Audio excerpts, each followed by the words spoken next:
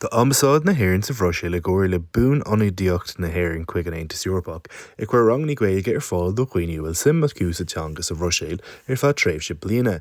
Tá breis is chéad duine is fiche cláraithe le haig na rangannaí idir fólamóirí nua agus idir bhánacha. Labhair The Journal le Cillian Mac Cába a bhíonn ag teagas na rangannaí faoin sim atá feicthe aige ónar an feicthe na rangannaí. Tá múineadh nGaeilge anseo san Ambasáid is as bailúinechan dú ó ruchas ach tá mo chuní sa Bhruiséil cead bliana inis, so ag múineadh coppla an nGaeilge ach an chéading. Tá an tim sa teanga sa chathair agus tá neart daoine ag déanú ranganna anseo san Ambasáid agus tá liste an agus daoine ag fanacht chun spás eile na ranganna. Ag déanú iireachta go mé ó daoine go bána ag teachta seach agus ar a gcompóir agus ag úsáid na teangaí agus i mbealach gríomhach agus spríúil.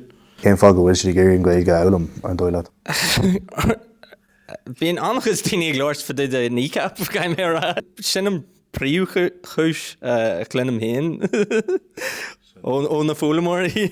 Mín an Gaeilge mar uair seo síalta an seo sa Bhruiséil. Tá anchaid rudí gáil a raibh, tá chunar na Gaeilge anseo agus tá éag sin na Bhruiséile ar siúil a mí fanfóver an náirt fásta tá trán na gastra siúil pub éarnach anseo sa Bhruiséil The Black Sheep agus stoigh go mé slú mór an sin fásta.